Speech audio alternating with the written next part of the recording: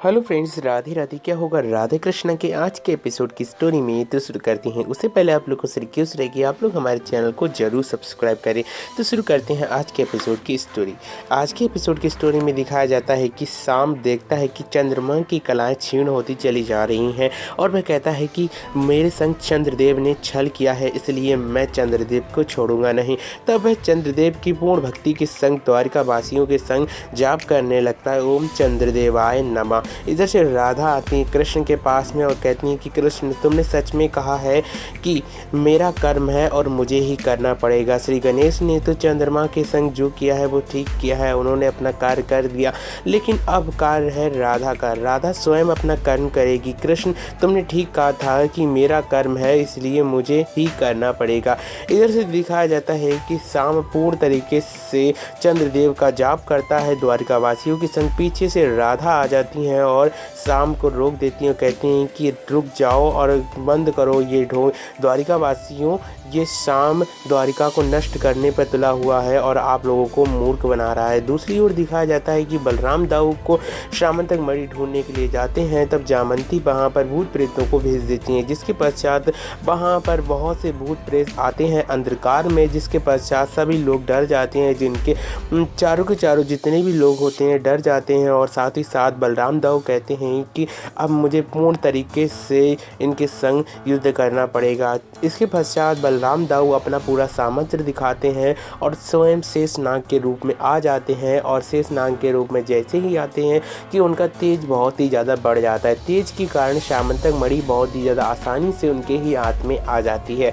जब निषाद और उन्मुख पूछते हैं कि पिताजी आपको ये श्यामंतक मणि कैसे मिली, तब वह कह देते हैं कि श्यामंतक मणि मेरे हाथ में आ गई और आपके काका श्री का ही चमत्कार होगा, कान्हा ने ही कुछ किया होगा। इधर से श्यामंतक मणि मिल जाती है। जामंती कहती है कि श्यामंतक मणि बलराम को मिल चुकी है, इसलिए अब तुम ही कुछ करो। चंद्रदेव का जाप करते करते राधा पीछे से आती हैं और मना कर देती हैं। तब शाम कहता है कि राधा ने क्या किया है, राधा तो द्वारिका के लिए प्रलय ही लाई है और कुछ भी नहीं किया है। तब राधा कहती हैं कि कृष्ण, तुमने उचित कहा था कि मेरा कर्म है, मुझे ही करना पड़ेगा। तब कृष्ण कहते हैं कि भले ही राधा तुम्हारा कर्म है, लेकिन इस कर्म में इस समय राधा मेरी है, इसलिए जो कार्य तुम करोगी वह कार्य मैं तुम्हारे संग करूँगा, मैं तुम्हारे साथ होऊंगा। तब राधा कहती हैं कि जिस प्रकार से चंद्रदेव की तपस्या करके शाम जल में चंद्रदेव को प्रकट करता है, उसी प्रकार से मैं राधा की स्वयं सूर्यदेव को प्रकट करूंगी। स्वयं राधा कहती हैं और जल के अंदर जाने लगती हैं। तब वहाँ पर शाम फिर से अभिमान से अपने मन में सोचता है कि राधा जल में जा ही नहीं सकती, जाएगी तो वह मर जाएगी, क्योंकि मेरे अंदर रुद्र की शक्ति है और राधा में कुछ भी नहीं है। तब राधा डूब जाती हैं और डूबने के पश्चात जल में वह वैसे ही चलती हैं जैसे वह भूमि पर चल रही हों।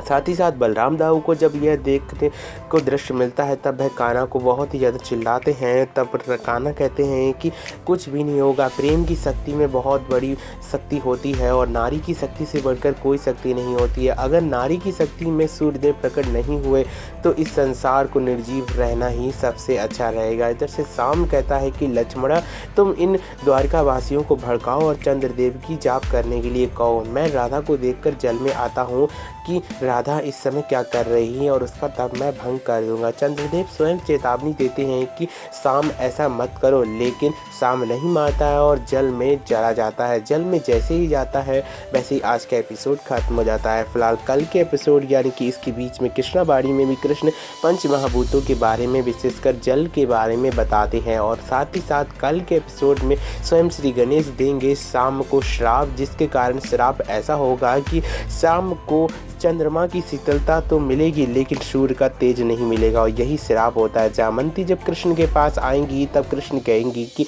इसका तोड़ राधा के पास है, इसलिए राधा से ही सब कुछ करो। तो thank you for watching this video and मेरे संग प्यार से कहते रहिए हमेशा एक बार प्यार से राधे।